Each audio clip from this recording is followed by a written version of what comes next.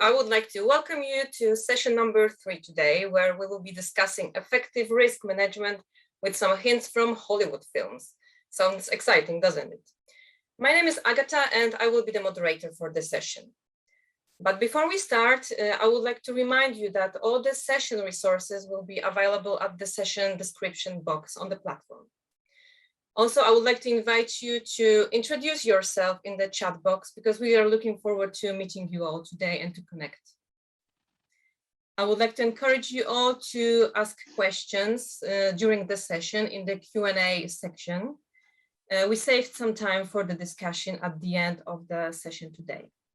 Also, there is an option to vote for the most interesting questions or for the questions you feel should be answered first today. So please feel free to use this voting button. So without any further ado, let me introduce our fantastic speakers.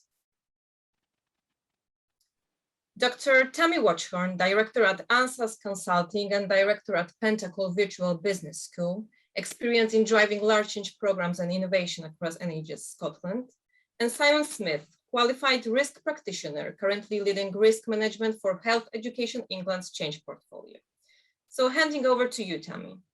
Thank you for the lovely welcome. Hello, everyone. Nice to see lots of you here, some familiar faces from previous sessions and some new ones. So I am going to talk about how Hollywood has taught us to manage risk. I'm guessing most of you didn't know this, but we will get a really great story out of this, hopefully that you can use to help other people understand risk management and do it much better. So I'm just going to start with a little bit of background. Many moons ago, I'm not revealing my age, but it was a long time ago, I went on a project management course, probably similar to one you have all been on. And when we got to the risk section, the instructor said, there's an awful lot you need to know about risk and how to manage risk. So get your pen and paper because I'm going to tell you a lot of information. And he did. He told us that we needed to think about what risks our projects would have. We needed to list them all in a great big spreadsheet. Decide what type of risk it was. Is it a business risk? Is it going to affect our customers? Is it a clinical risk? And what's the impact of that risk? How are we going to score it so we know it's more important than anything else? And how likely is it to happen? Is it going to happen soon? When's it going to happen? Is it going to happen next year? Do we need to deal with it right now? And then how are we going to manage that risk? Are we going to accept it? Are we going to transfer it to someone else, which is always a good one if you can manage that? Will we try and reduce it? How are we going to manage that risk? And after we've done that, what's the residual risk? So lots and lots of things, words I'm sure you're all familiar with. It was not very much about how to manage the actual risk in that teaching, just how to do lots of recording and capturing. But it felt like something we needed to do. So I went back, we were a new PMO, we set up a risk dashboard, we got all the program managers and project leads to start doing risk management and ended up with something that looked a little bit like this for the senior bods in the organization. I'm sure you've all got similar dashboards, lots and lots of information, hundreds of projects running, lots of risk scores, rag statuses that give you these kind of dashboards, but don't really give you that much information on what's going on. Focus is normally on the red bit there. And very quickly, we learned that having a red risk wasn't a good idea because initially everyone thought if my risk is red, people are going to pay attention, they're going to give me the resources to fix it, they're going to give me the help to fix it. That wasn't the case. You just kind of got told to go and sort it out. So there was not that much help associated with red risk. You just always got highlighted as not being a great project at an organizational level. So then everyone started to make the risk green and reduce the impact. And that wasn't good either because there were so many risks. Nobody ever looked at the green risks. They were always so far down the list. No one ever had the time to look at them. And it was just assumed that they were being managed, dealt with as you went along. So very, very quickly within introducing that process, we had an awful lot of amber risks. And when you've got a big dashboard with lots and lots of amber risks, where do you start? It didn't really tell you that much. The second observation was, nobody wanted to do risk. It wasn't exciting. It was big spreadsheets. It was big lists of things to do. And it always was the last thing on the agenda in any program project board meeting. I did try and get it to be the first thing on the agenda, because whilst you're doing a highlight report, it might be really exciting. There's lots of good things to celebrate. It's stuff that's happened. It's not that important in terms of project success at that point. It should be the last thing on the agenda, celebrate before you move on. But it was always the other way around. Risk always came last. It always came before the meeting finished. At that point, most people were tired because it had been quite a big meeting. They were running out of time, they had other meetings to go to. So quite often you got to the risk, you looked at a couple, and then everyone would dash off to the next meeting, and some poor person who was responsible for updating the risk log would just have, be shouting down the corridor, please tell me your risk updates. And it would more often than not just be a carry forward to the next meeting. So it's all about the kind of process of recording risks, but not anything about managing the actual risks themselves. Providing the support, coming up with creative solutions, looking at risks across the organization that was similar on different logs. We didn't have the actual risk management bit in place. We just had the process and the governance. And I just wondered if it was me, because I wasn't getting any help with my risks. It was left to me as a project manager to just sort it out. And that wasn't, for me, what risk management should be about.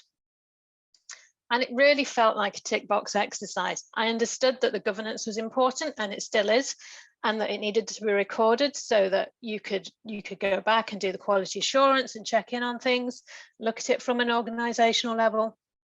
But again, it was more about process than managing the risks themselves. And I've seen it in other places, so I knew it wasn't just me. So before we move on, I'm just going to do a quick temperature check, and we're just going to run a couple of polls and see where you are in your organization on risk versus risk management process, and how you're managing that. Are you managing it? Are you managing the risks as well as the process? So if we could have the first poll up, please. And we are going to look at as a scale question. So on a scale of 1 to 10, with 1 being minimum, 10 being fully, how is risk management understood in your area?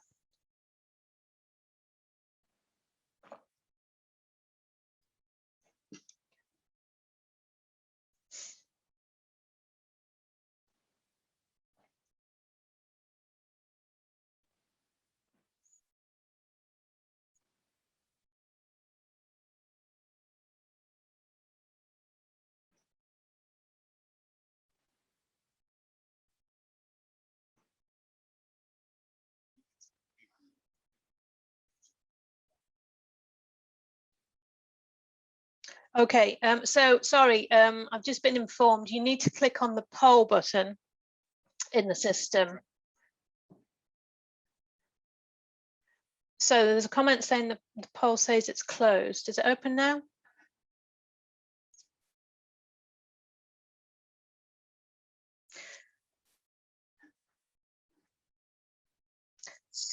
So you need to slide the button. So it's not a submission, it's just click on the circle and slide it. Try that.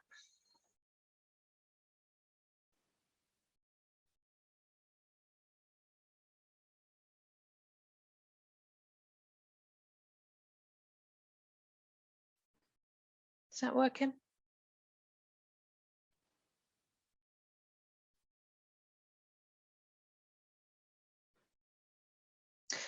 So if you can't, I'm just going to say put the number in the chat.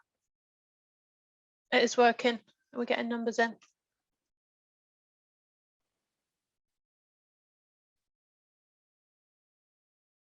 Okay.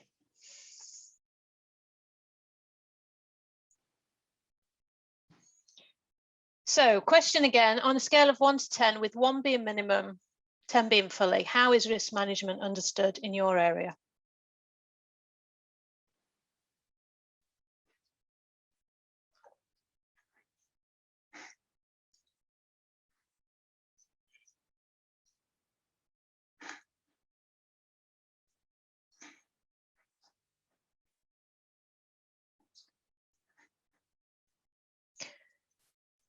Okay. Okay, let's bring in the second question on the poll then. So question 2.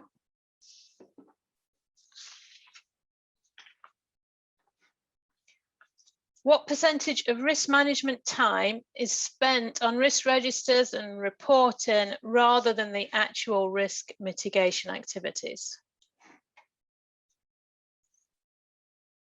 So we've got some results coming in really quickly there. Well, they're shifting quite a lot.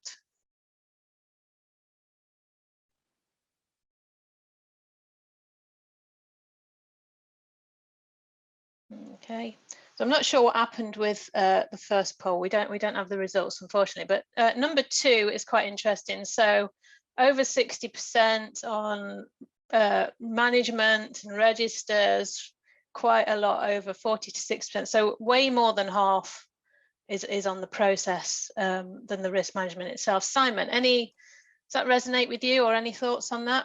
Yeah, I think this is quite common, you know, where a lot of the time and effort is about trying to populate the actual risk logs and get them in a particular kind of standard, rather than actually mitigating and ensuring that you've got those risks effectively managed.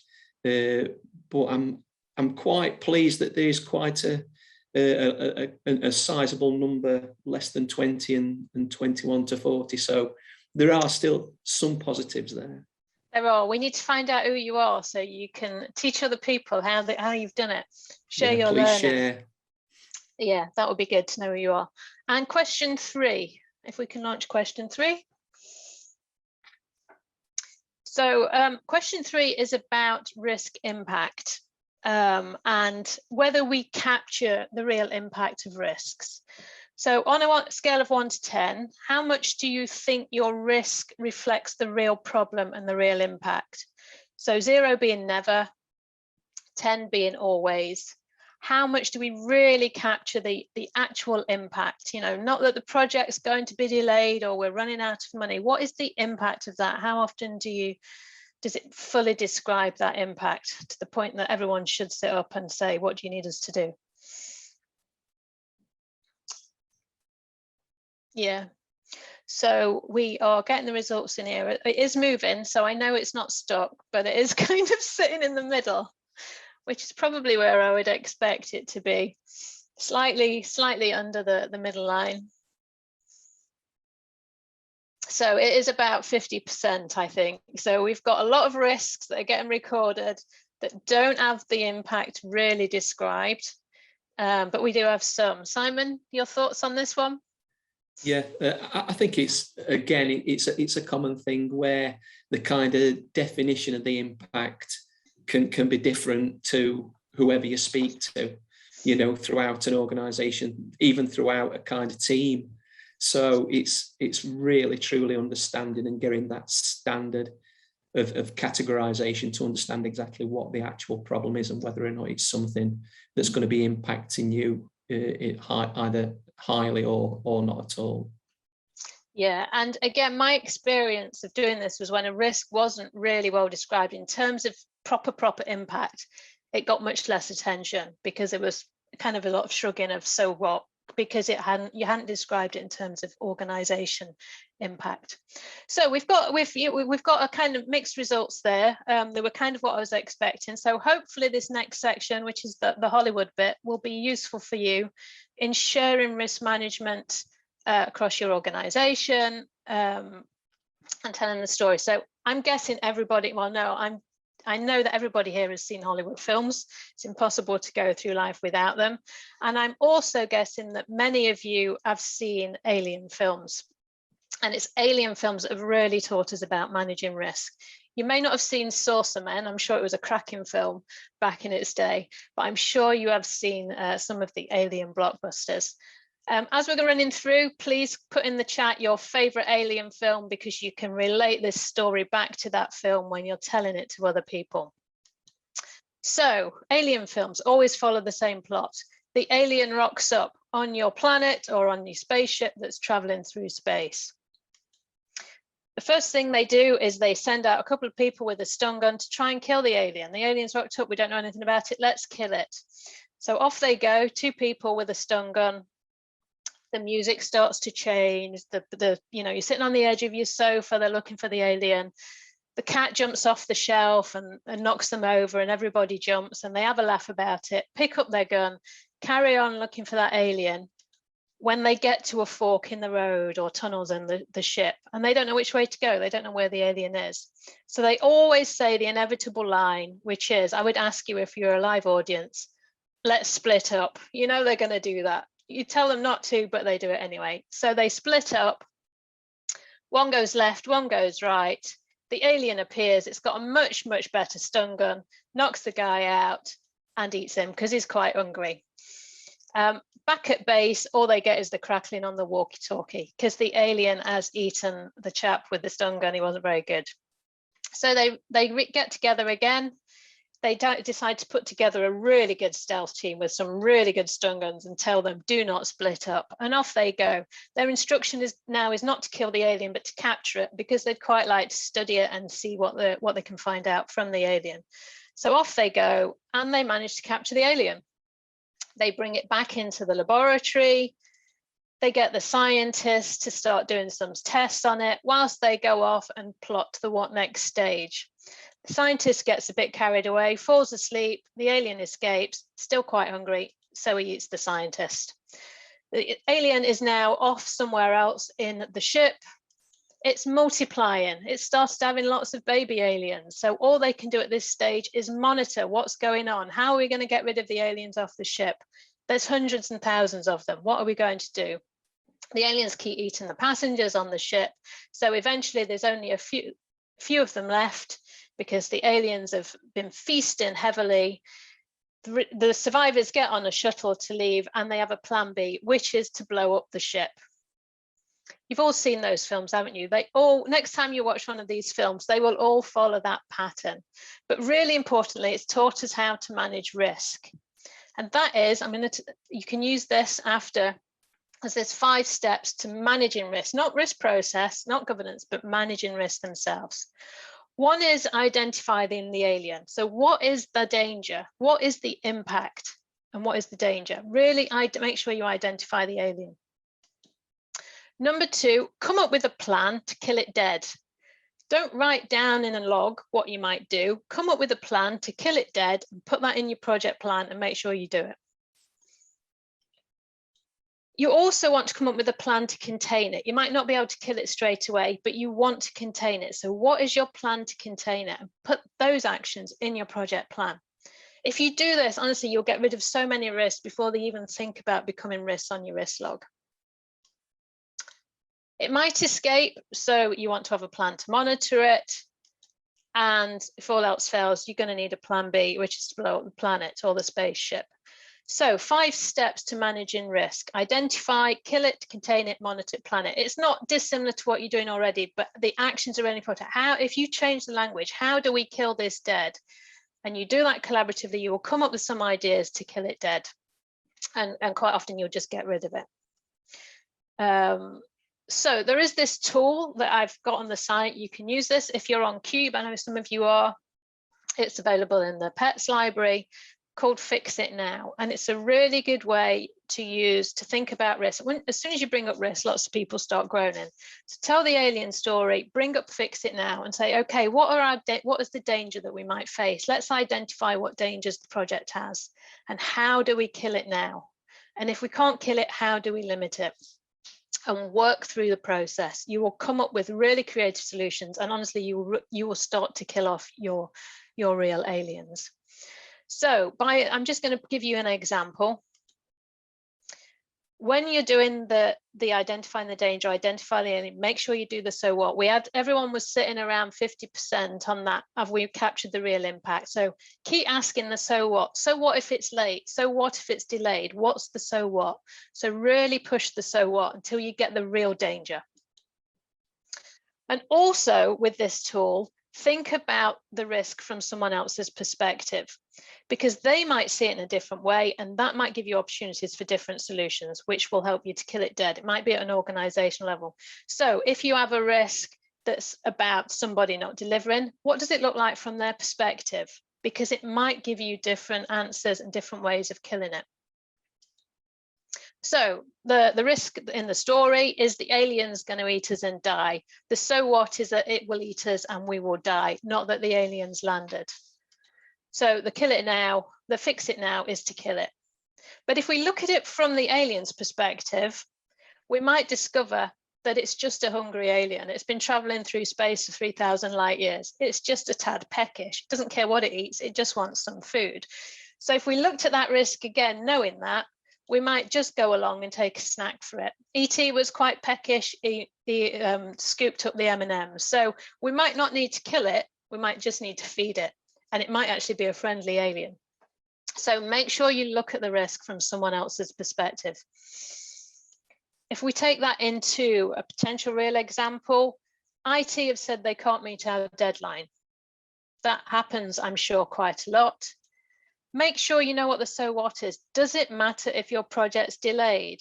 Is it going to affect lots of things, or is it just going to affect the delivery date, which puts egg on someone's face? And if so, that's a different so what.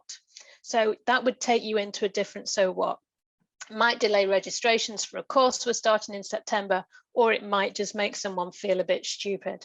So because they're having to go back to their stakeholders and say we're delayed. So look at the so what so that you can come up with the appropriate response to fix the so what. If we look at this, if we took this to a project board, they'd probably say just tell IT to say it's top priority. But if we look at that from IT's perspective, everything is a top priority. So how do we resolve that? Because they're trying to meet everyone's needs. The fix it now, there might be get everyone together who's saying it's top priority, and as project leads, come up with a timetable that works for the organization. It's not just about your project. This gives you an opportunity, as an example, to look at this issue for lots of, because everyone's got the same risk on their risk logs and everyone's battling for the same resources. So fix that bit. Don't fix trying to just, tell IT over and over again that yours is most important. So as soon as you look at it from someone else's perspective, it gives you different ideas of how to fix it and kill that alien. So remember, identify the alien, capture the real threat, the so what, the real danger, and understand it from the other people's perspective, who it might be about. Find a way to kill it, put it in your project plan, do it. Find a way to contain it, put that in your project plan and do it. By then you might have got rid of the risk. If you haven't, then you're into monitoring it and your plan Bs, and that's when your risk logs really come in. But doing this early for lots of things, do it on a regular basis, use the aliens, it makes people, you can tell the story, people get into the aliens. They're much more likely to respond to it than getting a big Excel risk log out. And that's when you see them running for the door. So we are going to share a real life story of how we used Fix It Now recently.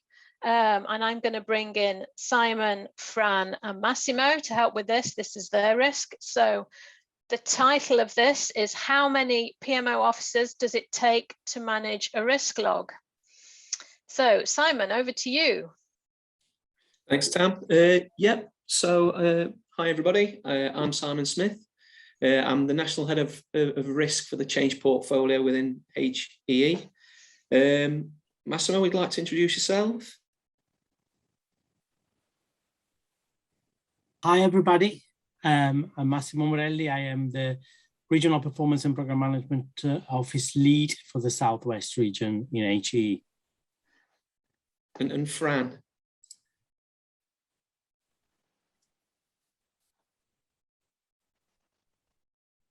Oh. Morning everybody, I'm Fran Kilbride and I'm a Programme Manager within the National Nursing and Midwifery Directorate at HEE. Great stuff, thank you, Fran. Okay, then could I have the next slide, please, Tam? Yeah, so the actual risk itself was about the actual processes that were being used in HEE. The processes that we used were not always clear, they weren't always aligned. The focus may be different to whatever, every area that you're actually talking to. The actual boards that they were making decisions weren't effectively aligned. Can we have the next slide, please?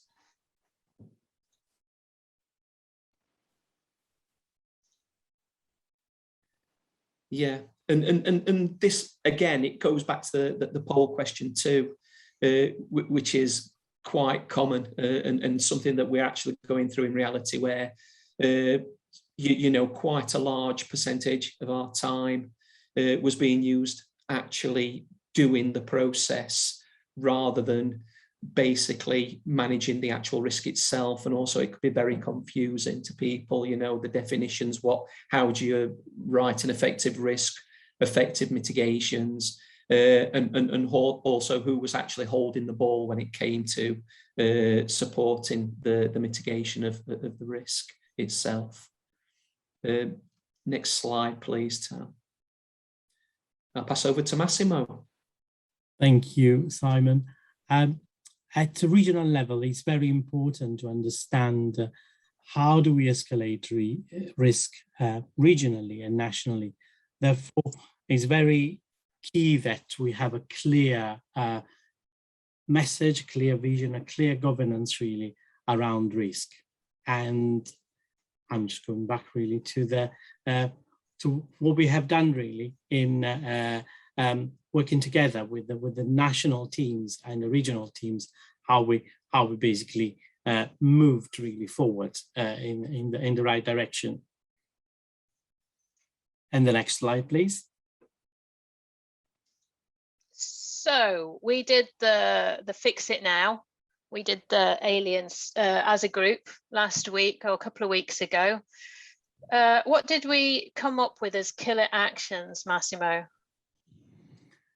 Well, we worked on Cube, and we did basically a quick section. I think I remember was about 30 minutes, and we killed a lot of aliens really in that time really. And what we did really is that from my point of view was working together to agree definitions, roles and responsibilities, and also making sure that we work together. We work together to agree the guidance and so on. So that was very much what was in it for me really, and for my region. Yeah, I think what was really interesting is everybody wrote the risk from their perspective so that we could look at it as a whole. So that was really very good alignment. Fran, what did you get from that for killing the alien? I think it's exactly what you were just saying there, Tam. It's about, obviously, when we were doing the risks, we were looking at it from a very much program perspective and looking at it from our governance perspective. And it was really good to come together with other colleagues, other stakeholders in this and collaborate on it. And actually the bit for me was that absolutely articulating what the risk is and keep doing that. So what? And actually by doing that, you really hone down to what the real risk is. And then you can start to look at the actions that you're going to use to mitigate it, but you're doing it against the real risk rather than this kind of like fog mist that you don't really understand until you sit down and work it through with colleagues. Brilliant. And Simon, what did you get from it? For me, it was about, you know, as we've always said, you can have the greatest processes, you can have the greatest logs, but it's that kind of collaboration, it's that kind of understanding, it's that kind of embedding the culture of risk management and concentrating more on actually managing the risk and supporting the teams, specifically from like a kind of corporate portfolio area where we need to ensure that we increase in the level of maturity in risk management within HEE. So it's just looking, and it provides us with that kind of insight into the activities that we can do, the steps we can do to support the regions, to support the national programs on effectively managing their risks. Yeah, so we got a real sense of what was going on for everybody in that session. We didn't stop at killing it. We did come up with some containment actions. So Fran, I'll come to you first on this one. So yeah, I think when we were looking at the actions, we appreciated that there was some kind of longer term actions that we weren't going to be able to solve there and then. So actually at this point, it was now we've identified the alien, we were like, right, let's contain it. And actually a way we could contain that is actually gaining confidence from our stakeholders. Actually, we've identified it. We've got control of it. We know what the plan is. And so at that point in time, it meant we could say we could contain it and then start to work on those actions and clearly communicate what we were going to do. Brilliant, thank you. Massimo? From our point of view, containment action was actually working with the regional program leads and the senior responsible owners to act as critical friends when reviewing risk, making sure that there is consistency, making sure that the escalation is appropriate to the appropriate group and the appropriate forum at regional and national level. Thank you. And Simon, what does this mean for you as the heading this up for the organisation? Well, it means by doing this, it gives me an exemplar for best practice. You know, what we're trying to do is, rather than keep it theoretical, we're actually doing it. So to make sure that people, you know, it works, and we can basically provide this as the best practice moving forward. It's also given me the ability to, you know, evaluate where we are, you know, at different levels, just to ensure that we are increasing our risk management maturity as we move forward. Brilliant, thank you. So we went from the first bit where lots of it was around governance and process and management and confusion. We use the aliens and to work on the process of risk. So we use the fix it now for risk on the risk management process, and it worked. So as I say, tool to use, it's on the site, you can download it. If you're on Cube, look in the PETS library. Really good to use, particularly if you're going out to stakeholders that don't like doing risk, or they run away, or they grumble when you do risk, or they don't understand it. You're much more likely to get them engaged and coming up with different solutions that you can then put in place, and even get ownership, get other people to do some of those actions. So we tried to kill it, and we came up with actions to contain it. Is the alien dead yet? Any of you getting there? Maybe Fran, you had a good, what was your views on the not so dead alien? More about the fact that the alien was contained. It wasn't the scale that we thought it was. So actually it's not in control of the situation. We were in control of the situation, and it was contained, but there was a plan, and the fog had lifted basically, and we had a plan in place to ultimately kill the alien. Superb. So it does work. And if you do this, you will get Oscar winning projects. So follow Hollywood's lead, watch alien movies, learn how to kill aliens, and have Oscar winning projects. And I'm going to close it there. If you want to know more, please get in touch. My website's on the link as well. And there's things we can do on Cube if you're on Cube. But we will open up to a Q&A now, I think. Yes, we are ready to do that now. We haven't got any questions in the Q&A section, but we do have some of questions in the chat box. So the first one was around the consistency in scoring. So Claire and Julian, they mentioned that this is a challenge around scoring of the risk, that sometimes people around the table have different views on how to score the risk. So have you got any tips? I think, again, it's one of those things that we get really worked up about and spend a lot of time trying to work out how to score it rather than trying to kill it.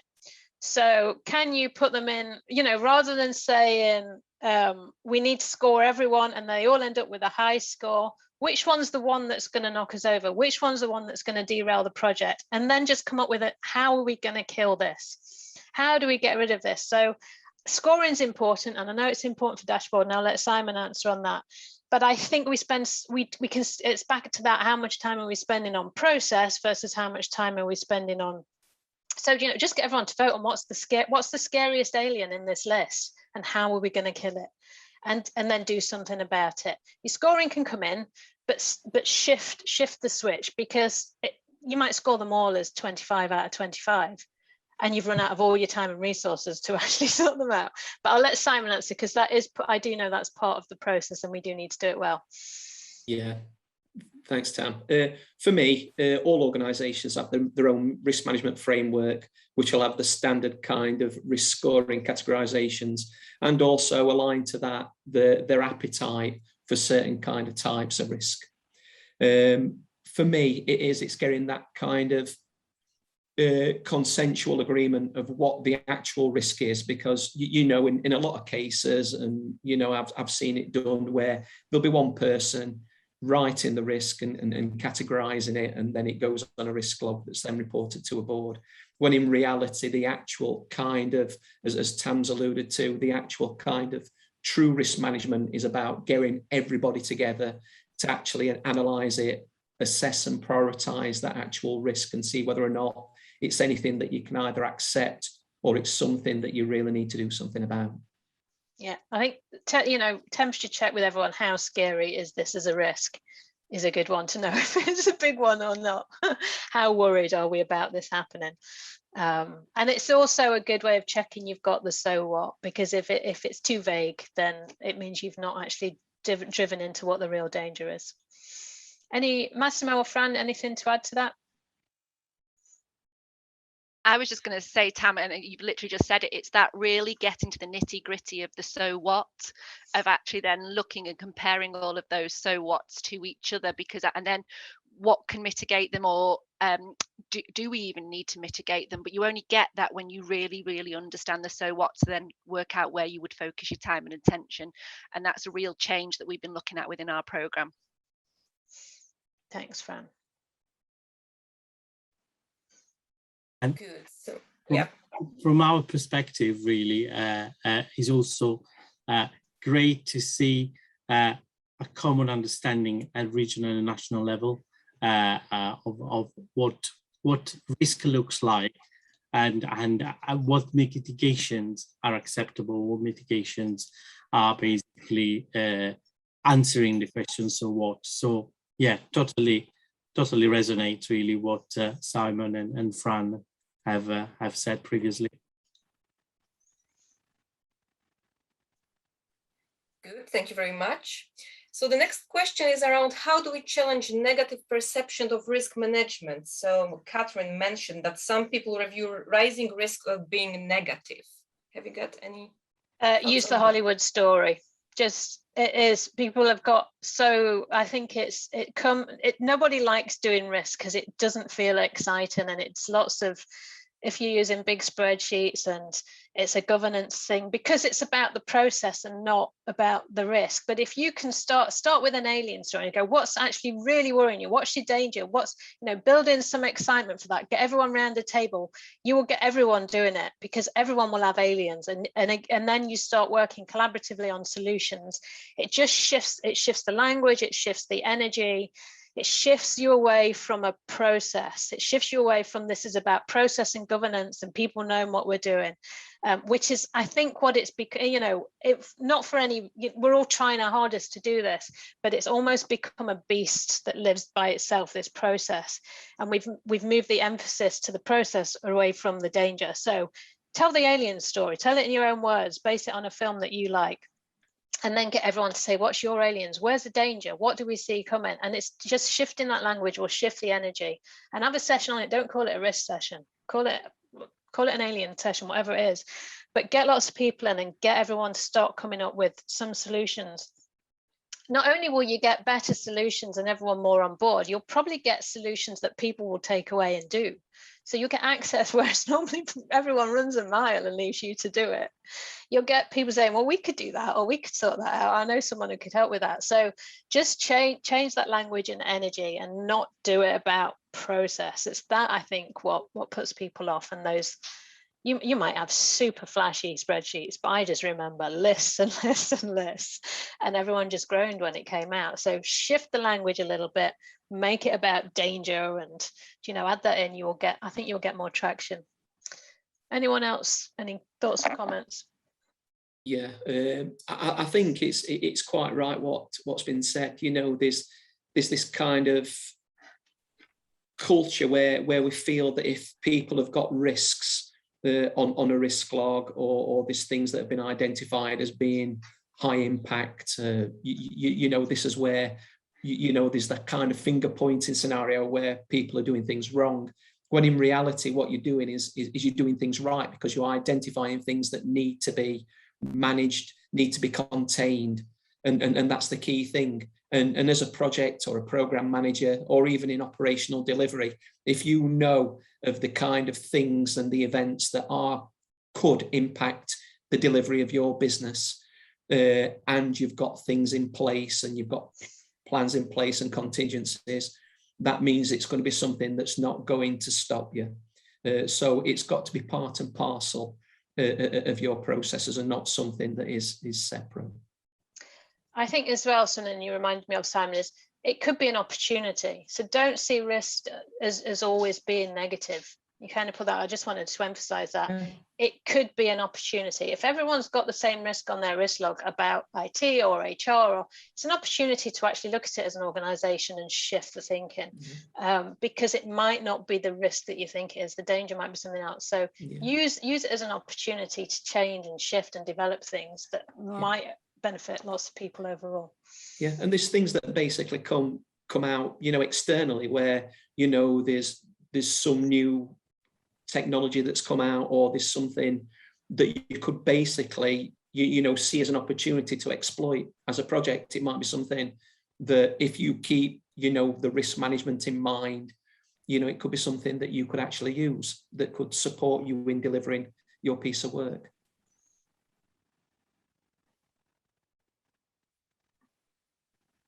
Good, thank you. I think we've got time for one more question. So it is, how do we fit this in with our day-to-day project management activities?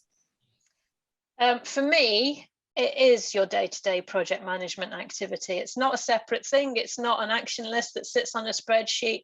This is what your project is about. A lot of the stuff in your project should churn along happily if there's no risk. So this is the focus. The highlight report, highlight reports are great. You spend loads of time writing highlight reports about things that happened last month or last quarter. So what? It's just a celebratory thing and we need to celebrate. But why do we put loads of effort into writing about stuff that's happened? This should be top of your list. Turn your agendas around. Put aliens at the top of your project update meetings. Say what's going on, what's the dangers, what do we need to deal with, and deal with them, and put them into your plan, so it becomes part and parcel of what you do, and people will get used to it. And then do the celebration of, right, before we all finish and rush off to our next meeting, what do we want to celebrate that's gone really well in the last month? So shift it around, so that, again, the language, the energy, because that way you're starting with the hard stuff.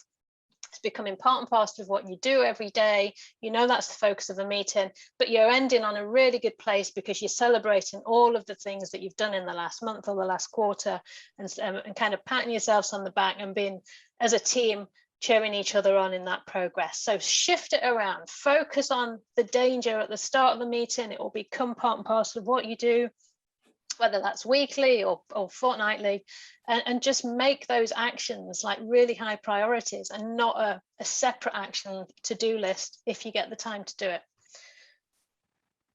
Anyone else want to comment on that? Tam, I was just going to add, I think sometimes, and when we talked about this before, about the kind of the culture of the risk and this being sat separately on this Excel spreadsheet or in this management tool, is actually, it comes back to the whole kind of understanding your risk, because if you get your risks right, the real so what and what do you need to do about it.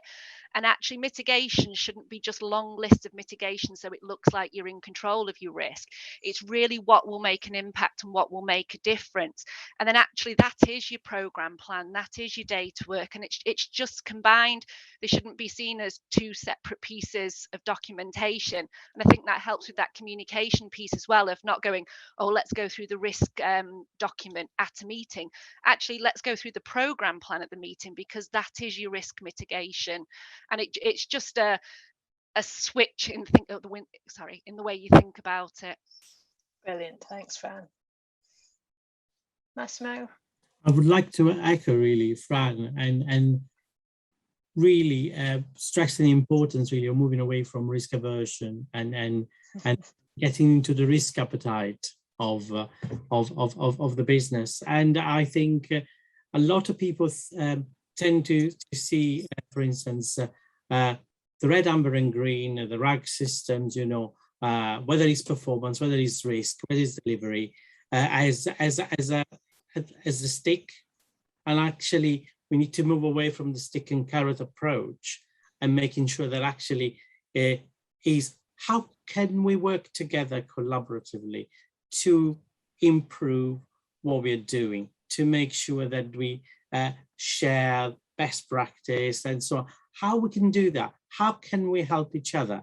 And I think the risk, sometimes using the word of recycling, the risk of someone can be the opportunity for someone else. And therefore that is for me the right sphere where you can see the risk in the right dimension rather than fearing it or avoiding it. Brilliant, thank you, Massimo.